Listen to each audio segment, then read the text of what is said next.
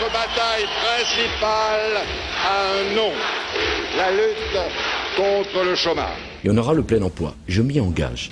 Moi, je me suis fixé comme objectif, comme obligation, la baisse du chômage.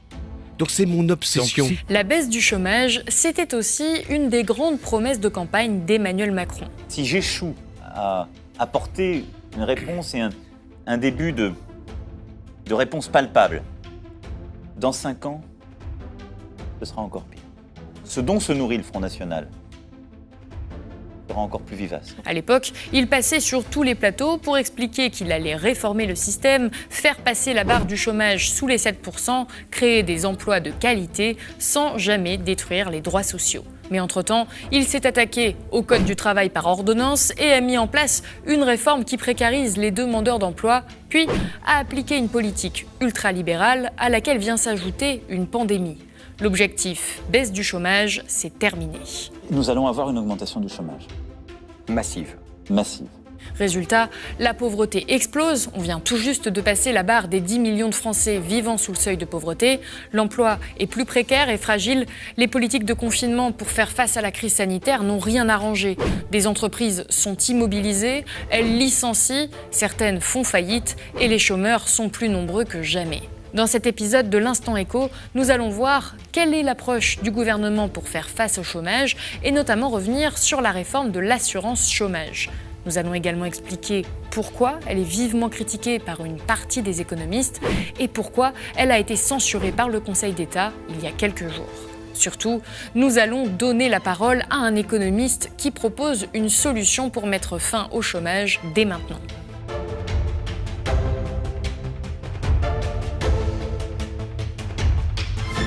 Ils sont presque 4 millions de catégorie A en France, c'est-à-dire sans emploi du tout, et 8 millions en catégorie B et C, c'est-à-dire avec quelques heures par semaine, mais toujours à la recherche d'un emploi à plein temps.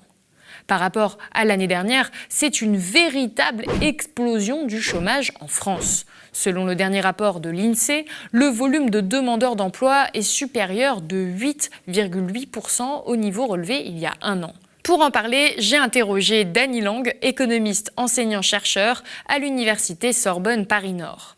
Si le chômage coûte 100 milliards d'euros par an, selon les estimations au début du quinquennat d'Emmanuel Macron, Dany Lang rappelle que les conséquences du chômage vont bien au-delà du simple coût des allocations chômage. Il ne faut pas oublier qu'avec le chômage viennent d'autres problèmes sociaux qui coûtent aussi très cher. Le chômage est la première cause de divorce, c'est triste, et puis le divorce, ça coûte cher. Les avocats, la procédure, on risque d'avoir un engorgement des tribunaux, donc on va avoir les divorces. Et puis avec le chômage viennent le crime, la maladie, la dépression.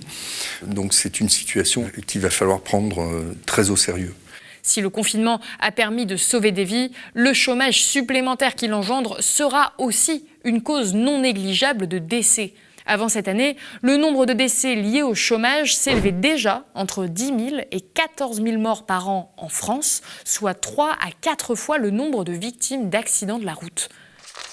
Alors, comment limiter la catastrophe économique et sociale ? En pleine pandémie, le gouvernement a mis en place le chômage partiel et de nombreuses mesures de soutien aux entreprises. L'ensemble du plan de relance de 100 milliards d'euros présenté en septembre est justement censé éviter cette dégringolade et limiter l'explosion du taux de chômage. Mais comme le relève ce décryptage du Monde, premièrement, nous sommes très loin de 100 milliards d'euros investis directement dans l'économie. Les dépenses effectives pourraient s'avérer bien moins élevées. Deuxièmement, 38% du plan, justement censé lutter contre le chômage, va à une baisse des impôts de production pour les entreprises plutôt qu'à un réel soutien à l'activité. Ces aides sont données aux entreprises sans aucune contrepartie, dans un contexte de forte incertitude et ne garantissent donc pas une augmentation de l'investissement ou le maintien de l'emploi. Troisièmement, pour Dany Lang, cette politique ne peut pas fonctionner sans une relance de la demande. La précarisation des plus modestes conduira à une baisse de la consommation et donc du chiffre d'affaires des entreprises et donc à une augmentation des licenciements et par conséquent du chômage. Il y a une chose que je redoute beaucoup dans les 100 milliards, c'est surtout, il y a beaucoup de prêts garantis par l'État, et les prêts garantis par l'État devront être remboursés. Or, les entreprises ayant des problèmes de trésorerie, beaucoup ayant des problèmes de trésorerie, je ne vois pas très bien comment elles vont rembourser ça. On va avoir le problème qui se posait déjà avant cette crise, le problème de la dette privée qui est trop élevée, qui va se poser, et donc on risque d'assister à des faillites en cascade. Et si demain, comme le gouvernement s'y prépare, parce qu'il a déjà nommé une commission, on refait de l'austérité, ça ne fera qu'aggraver la situation. Et cette austérité, il y a une autre façon d'en prévoir l'arrivée. Début novembre, le gouvernement remettait sur la table sa réforme de l'assurance chômage qui n'est pas censée précariser, mais pérenniser l'emploi. À l'époque, la ministre du Travail elle-même envisageait déjà ces effets dévastateurs sur les plus modestes dans un lapsus très révélateur. C'est une réforme résolument tournée vers le travail, vers l'emploi, contre le chômage et pour la précarité. Et contre la précarité, pardon. Aujourd'hui, si elle était passée en l'état, elle aurait fait baisser les revenus de 40% de 400 000 demandeurs d'emploi et de 25% de 800 000 d'entre eux. Dans ce contexte, comment relancer la demande puisque la réforme aurait plongé près d'1 million de Français dans la précarité ? Les plus fragiles vont rencontrer encore plus de difficultés pour payer leur loyer, leurs factures d'électricité, leur chauffage, et donc encore moins acheter. Et cette baisse de la consommation pourrait être fatale aux commerces les plus fragiles, c'est-à-dire essentiellement les petits commerçants. Deux des principales mesures viennent d'ailleurs d'être censurées par le Conseil d'État cette semaine. Il estime que les nouvelles modalités de calcul de l'allocation porteraient atteinte au principe d'égalité entre allocataires. Suite à cette censure, le gouvernement va devoir revoir cette loi et trouver un nouveau moyen de faire ses économies. Mais le fait qu'il conserve cette réforme envers et contre tout, au lieu d'y renoncer tout simplement, montre que l'heure n'est pas au changement de doctrine économique. Un changement de paradigme économique, c'est pourtant ce que prône un certain nombre d'économistes, comme Danny Lang. Pour lutter contre le chômage, tout en préparant la transition écologique, il propose d'instaurer une garantie à l'emploi, c'est-à-dire d'employer tous les chômeurs qui le souhaitent dans des projets définis localement. C'est un paradoxe dont on parle assez peu, mais dans le capitalisme, on a toujours d'un côté des besoins qui ne sont pas couverts ni par le marché, ni par l'État d'un côté, par le marché parce que ça n'est pas solvable, et par l'État parce que justement il essaie de faire des économies sur les deniers publics. Puis de l'autre côté, on a des milliers de gens au chômage. Donc la garantie d'emploi, c'est une politique qui propose à tous les chômeurs un emploi dans leurs compétences. Ces mesures ont déjà été testées dans plusieurs pays durant des crises économiques dévastatrices, comme aux États-Unis dans les années 30 ou en Argentine dans les années 2000. Elles sont en vigueur en Inde, en Afrique du Sud et d'autres pays comme l'Autriche les expérimentent localement. Leur recette contre le chômage, respecter enfin le droit au travail inscrit dans la Constitution qui garantit à chacun le droit d'avoir un emploi.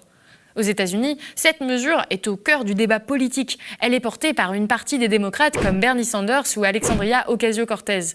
En France, on en parle très peu, mais cette approche est testée depuis 2016 dans le cadre de l'expérimentation « Territoire zéro chômeur de longue durée ». Il y a 10 territoires aujourd'hui, depuis 2016, qui sont ce qu'on appelle des territoires zéro chômeur de longue durée.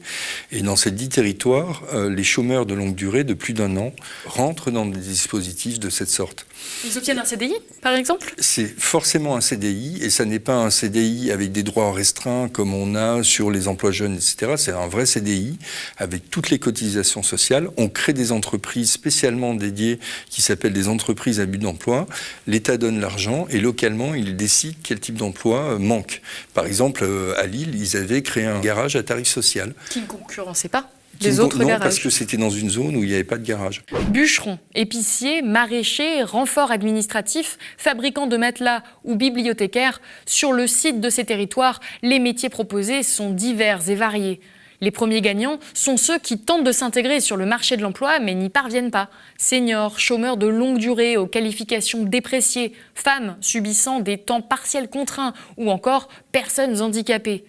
Avec un revenu, des savoir-faire et de l'intégration sociale, beaucoup retrouvent confiance en eux. Ils échappent enfin au déclassement économique, social et sanitaire lié au chômage. Ce qui ressort de ces expériences, souvent quand on parle aux chômeurs qui sont dans ces dispositifs, ils vous disent « ben voilà, je peux nouveau me regarder dans la glace, je peux nouveau parler à ma fille, je me sens utile socialement ». À ces avantages s'ajoute celui de la démocratie. Les besoins sont décidés démocratiquement.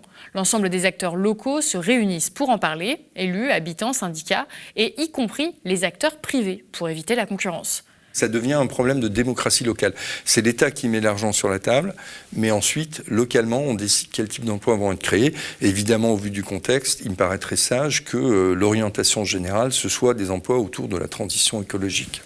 La grande question reste bien sûr celle du coût. Combien coûteraient de telles mesures si elles pouvaient s'appliquer à l'ensemble des chômeurs ? Pour ça, un petit calcul. Les économistes qui défendent cette mesure politique la chiffrent à 18 000 € par an et par chômeur aux frais de l'État, auxquels il faut ajouter les coûts d'environnement, locaux, paiement des comptables, etc.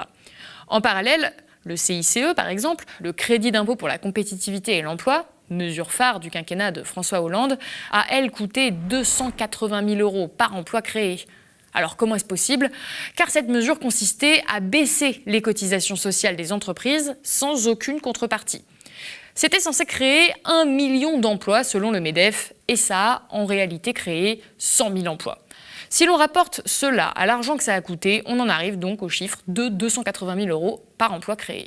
Pour Dany Lang, c'est la preuve qu'il faut changer radicalement de politique et rompre avec cette logique qui est aussi celle d'Emmanuel Macron. C'est une solution qui fonctionne et qui est beaucoup moins chère que toutes les politiques qui ont été mises en œuvre ces 30 ou 40 dernières années de lutte contre le chômage. Les résultats sont concluants, mais malgré les engagements du président de la République, le gouvernement n'a pas étendu ces territoires zéro chômeur depuis leur création.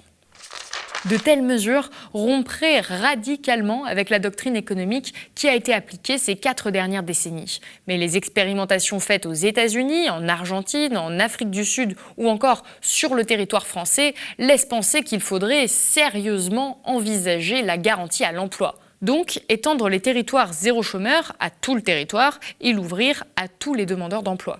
Pour l'instant, les mesures annoncées par le gouvernement vont à contre-courant de cette approche, notamment en baissant considérablement les cotisations des entreprises, quelle que soit leur taille, sans aucune contrepartie, alors que l'efficacité d'une telle politique n'a jamais été démontrée par le passé. L'expérience du CICE a montré que seul un quart des entreprises utilisent les baisses de cotisations pour créer ou maintenir de l'emploi, les autres utilisant cette manne pour faire autre chose. Le secteur bancaire a même utilisé cet argent pour s'informatiser et détruire des postes au guichet. Les politiques menées, comme la réforme en cours de l'assurance chômage, montrent que le gouvernement continue de penser que les chômeurs et l'indemnisation chômage sont responsables du chômage de masse. Tout miser sur l'offre, sans relancer la demande, tout en espérant que la main invisible du marché fasse reculer le chômage, semble être un luxe qu'on ne peut pas vraiment se permettre lors d'une crise sanitaire et économique historique. Si vous avez apprécié cette vidéo, n'hésitez pas à la partager, à vous abonner à la chaîne YouTube du Média, à notre page Facebook, et moi je vous dis à bientôt.